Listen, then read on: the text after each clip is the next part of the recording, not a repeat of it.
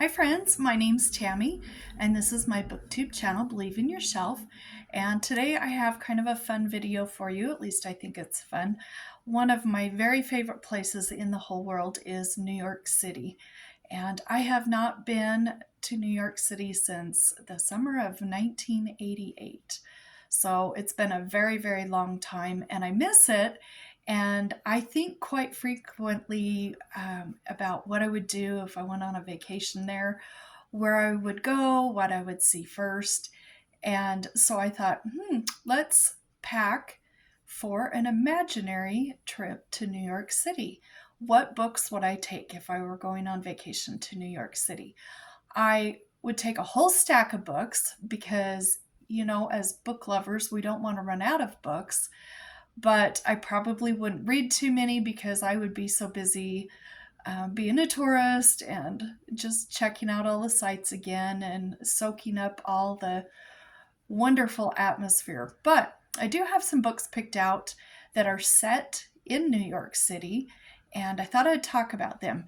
The first one I have here is called Manhattan Love Song by Kathleen Norris. There's the title. It doesn't have a cover, but it's still in good shape. It's got the red pages on the edge. And I have not read this book, but I would like to read this. I just recently picked this up somewhere. I don't remember where I picked it up, but it's been the last couple of months that I got it. And I don't know much about it other than it's 1933, maybe 1934. So we're, still in the middle of the Depression. And there's several characters in this book, and they've just finished up with college. They decide they're going to move to New York City and live there and see if they can make it. And they are living on about $10 a week, and they do save some money. I do know that they do save some money. They don't want to hire people to move their furniture, so they carry their new furniture for their apartments down through the streets of New York City and up to their third floor apartment building to save themselves $7. And I know that this book talks about various couples getting together, breaking up, just living life and the day-to-day living of trying to survive during the Depression in New York City. And I have heard that it is quite humorous and it's very entertaining and a lot of fun. And I do want to read this pretty soon. So again, that's called Manhattan Love Song by Kathleen Norris. Then I also have another book called The Dream Daughter by Diane Chamberlain. And I have talked about this on my channel before. It's been a little while, but we are following two sisters back in, I think it was 1969, maybe 1968, maybe even the early 1970s. I can't remember. But the one girl, her husband was killed in Vietnam, and she has found out she's pregnant. And while she's pregnant, she's also found out that her baby has something wrong with it that is incurable at that time.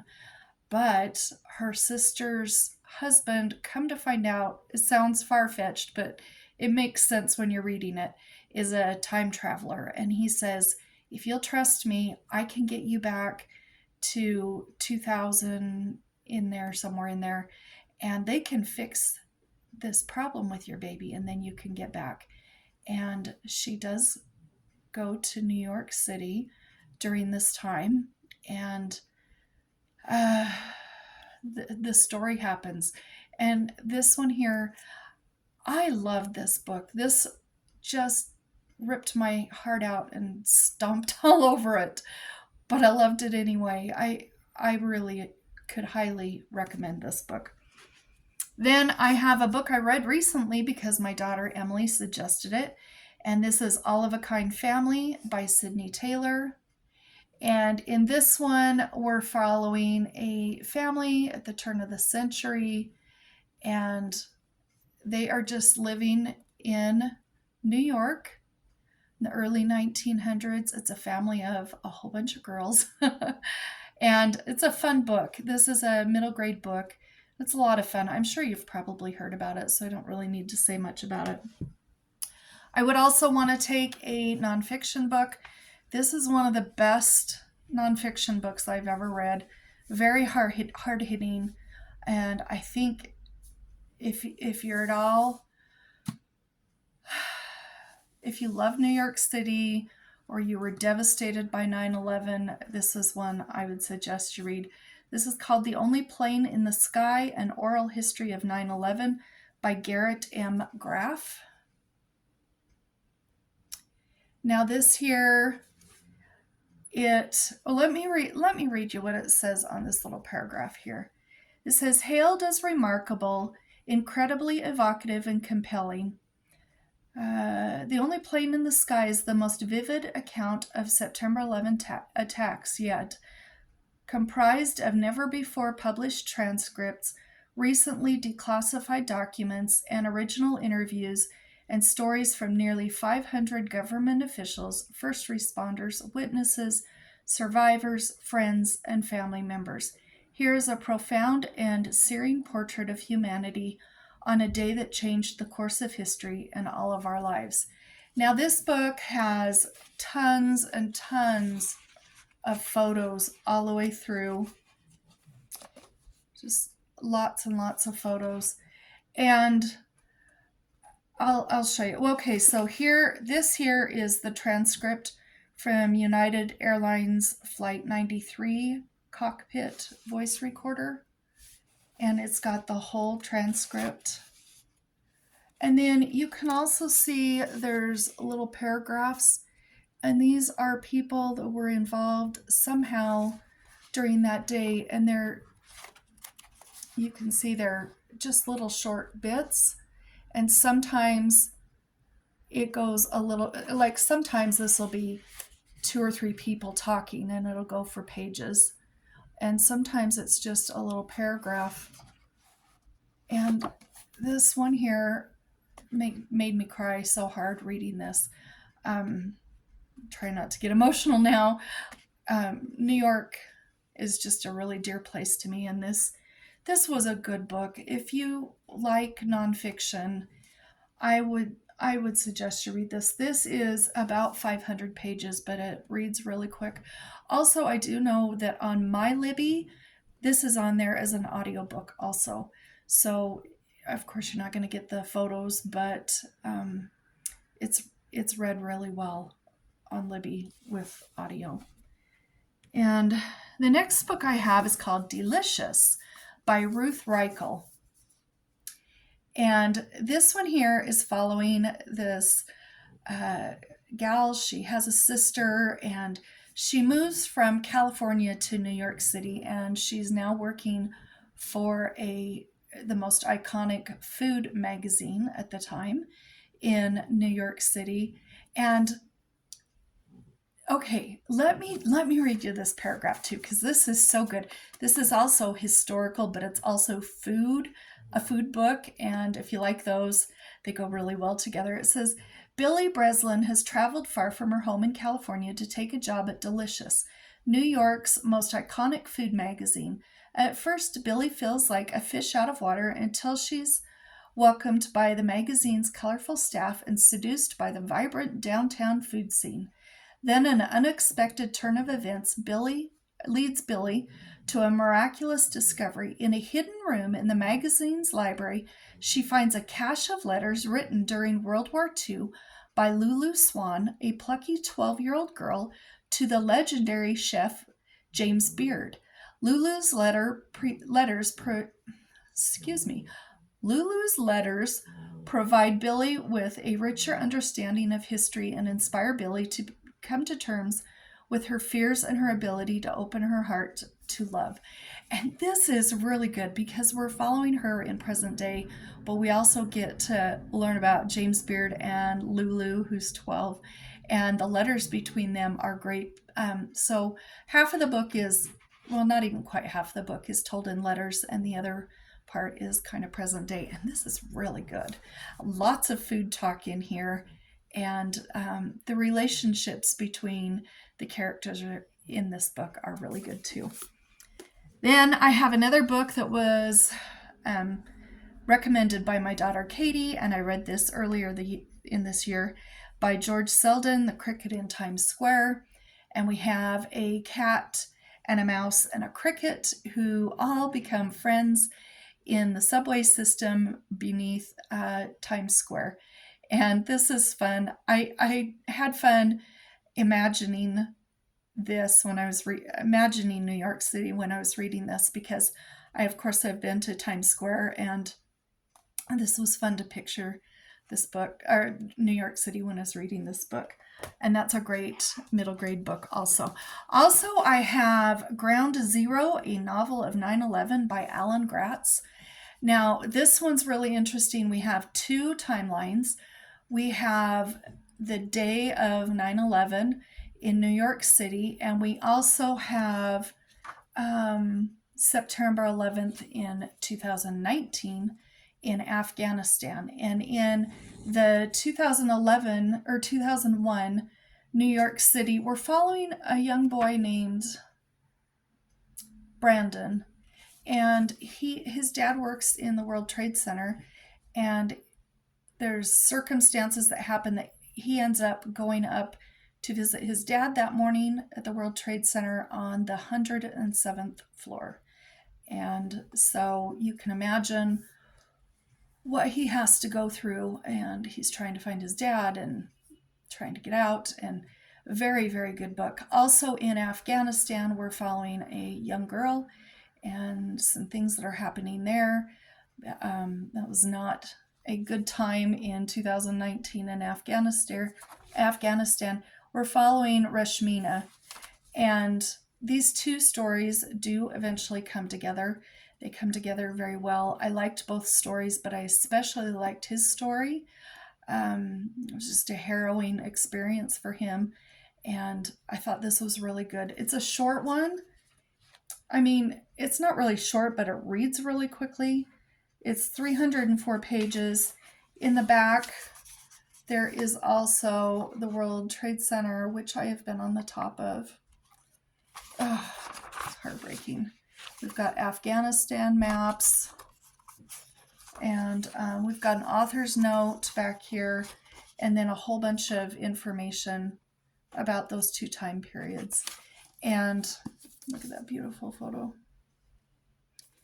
Anyway, this was really good. My husband even read this book, and he enjoyed it a lot. In fact, it's one of both of our favorite middle grade books. This was really well done. He's a good author. I'm sure you've heard of him before.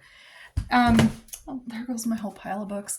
Then I read this one earlier too, if you remember me talking about it. This is one my mom recommended to me, called Heroic Measures by Jill Ciment. And this is the story of an older couple living in Manhattan, and they live quite far up in an apartment building, and it's a lot of walking up and down the stairs, and they decide they want to sell their apartment and find an apartment that has an elevator and that they is more accessible to them. They also have so they're having an open house this weekend to try and sell their apartment.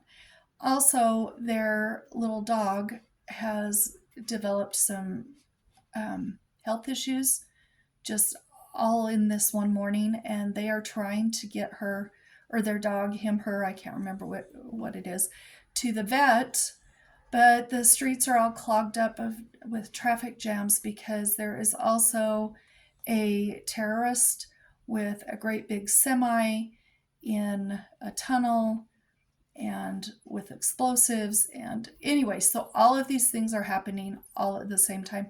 This takes place just over one weekend. I think it starts on Friday and ends on Sunday. And this was good. This had a lot of humor, and this was not depressing or scary or anything like that, even though it kind of sounds like it might be. This was really a fun book and one of my favorites from this year. I also have Lucia by Adriani Trigiani. And if you've ever read any of her books, you know that this one's going to be great because she's just a wonderful author. Now we're following Lucia in the 1950s. She's 25. She's a daughter of a grocer there in Greenwich Village, and she's engaged, and she is working, and she's working for a clothing designer in a rather prestigious store, and she wants to be involved in that industry and have a job and work, but she's engaged to an Italian guy who wants her to be, home and stay at home wife, like a lot of them were during this time. And she has to decide, do I want to follow my dreams, which she also meets somebody that she's interested in at work, or is she going to do what her family wants her to do and be engaged and get married to this other guy? And Trigiani, she writes with a lot of humor too. Her books are very fast paced and move along really quickly. This one's pretty short. It's only 260 pages. So this is a fun book and takes place in New York City, of course.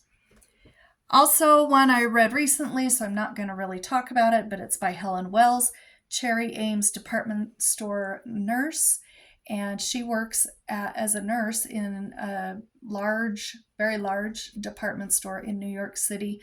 She also lives out on Long Island. And so we get to see a little bit of New York City and also Long Island, and I enjoyed that. This is a book I have not read yet called Happy All the Time by Laurie Colwin. And I heard about this somewhere on BookTube. I don't remember where I heard about this, but let me read this to you. It was just as she suspected. Love turned you into perfect mush. Guido is not in the habit of falling in love with women he sees in museums until he meets Holly. Precise about everything, she knows what she likes: pressed sheets, oranges, but nothing orange flavored, tea on a tray, and now Guido. Meanwhile, Vincent, Guido's eternally cheerful best friend and cousin, falls for his misanthropic new colleague, Misty. She seems as uninterested in love as she is in Vincent at first. Through courtship arguments, wedding plans, and other perils, the couples find a way to be happy almost all of the time. And I think that sounds like a fun little book too. I'm looking forward to reading that. I just got this one a couple of months ago, and so it's new to me. Haven't had a chance to read it yet, but I'm intrigued because it's set in New York City. And then the last book, I won't talk much about this one either because I've talked about it a lot, but this is by Fiona Davis called The Spectacular. This was my favorite book a couple of years ago, and we follow a young woman who lives in New York City. She's engaged. She's supposed to, I don't remember if she's actually engaged at the time, but she's supposed to marry a guy that her family wants her to marry, and his family wants him to marry her, and he doesn't want her to be working. This takes place in 1956, and she wants to dance, and she tries out for the Rockettes, and she gets herself a job. Now, this doesn't follow the Rockettes a super lot. It's at the beginning, her getting her job and everything. But there's also a bomber at the time, and this really did happen. And her family is not super happy with her for the choices she's made. And this is such a fast read, such a good book. I loved all of the New Yorkiness about it, and it's still a favorite book. I need to reread this one again. So if I was going to go on vacation to New York City and take me a pile of books, those would be the ones I'd take so I could get myself really in the mood to just soak in New York City. And I probably wouldn't get any of them read because I'd be too busy having fun in New York City. But those are the books I'd take on my imaginary trip to New York City. So I hope you enjoyed the video. We'll talk to you later. Bye-bye.